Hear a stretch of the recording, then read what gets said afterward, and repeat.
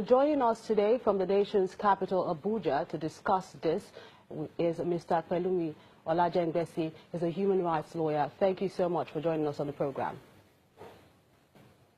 Yeah, thank you very much. What do you think about this development? Well, the development we're seeing recently, in every democracy,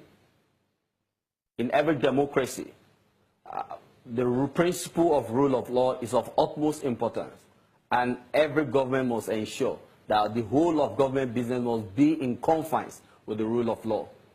And so what we have seen recently, particularly as it affects the crisis between IPOB and the Nigerian army, is a flagrant abuse of our law. It ultraviolates the provision of our constitution and other penal law that guides the operation of the Nigerian government and, of course, the Nigerian army. The Nigerian army invaded IPOB, labeled IPOB a terrorist group.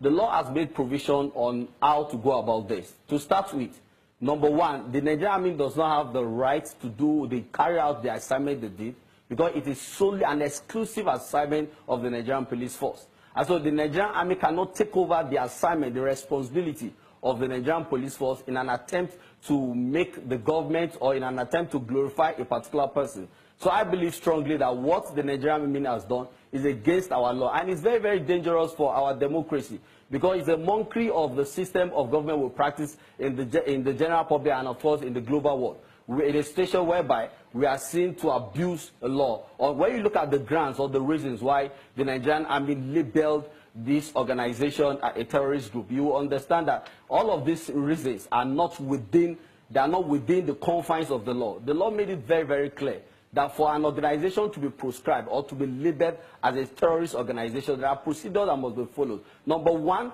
the Inspector General of Police or the AG, that's the Attorney General of Police, or the NSA, the National Security Advisor, is supposed to prepare an application to the courts, and the judge in chamber can grant that application. However, such an application must receive the endorsement of the president, and that's the provision of the law. As the judge has the responsibility to check the basis and the grounds of this application. We must be able to differentiate between civil disobedience and, of course, civil disobedience and terrorism. There are laws on ground to checkmate people who have done things that are contrary to our laws. We have the law that has to do with treason. We have the law that has to do with murder. We have the law that has to do with civil disobedience and all of that. So I believe strongly that if an individual or a group of individuals has done something contrary to our laws, such people must be treated within the confines of the law. However, proscribing the organization or declaring the organization is a deliberate celebration of ignorance, which is very, very terrible. So I think it is important that the Nigerian government should review our action.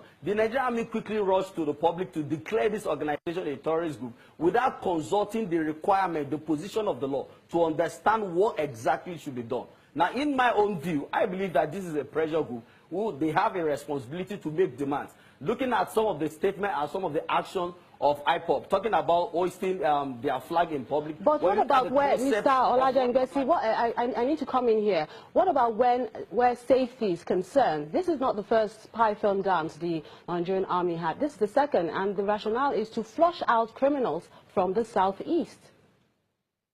Yeah, the business of the Nigerian army is not to flush out criminals in the society. The Nigerian police force have an exclusive duty, looking at our constitution section 215 sub 3 specifically, mandated the Nigerian police force with the instruction of the Nigerian president to ensure that public safety and of property is guaranteed, is secured in our society. So when you talk about public safety, it is an exclusive assignment that has been vested in the Nigerian police force. The Nigerian army can't take over the Nigerian police force. They were not trained to work within the human or the community system. They are trained to fight war. So it is only in a situation where there is insurrection, that is when the Nigerian army can step in with the direction of the president. However, when you are talking about public safety, the Nigerian police force is an organization where you look at the Nigerian police act, they have the sole responsibility to ensure that there is public safety is guaranteed. And all of this must be done within the confines of our law. But what about the southeast governors? They did what they did in the interest of the people. The southeast governors? Yes.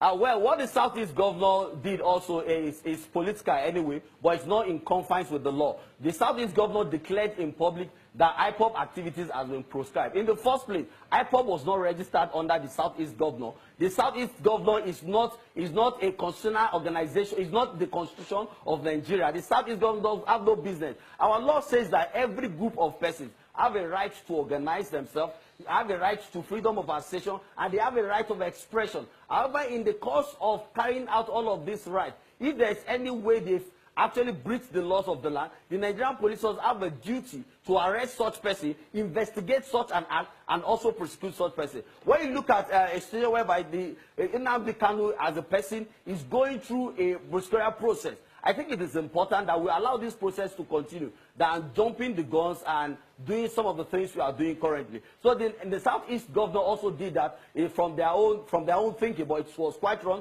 It's against our law, it's against our constitution, and it has no place in the history of Nigerian politics. Thank you so much for coming on the show. We have been speaking with human rights lawyer Mr. Pelumi Olajengesi.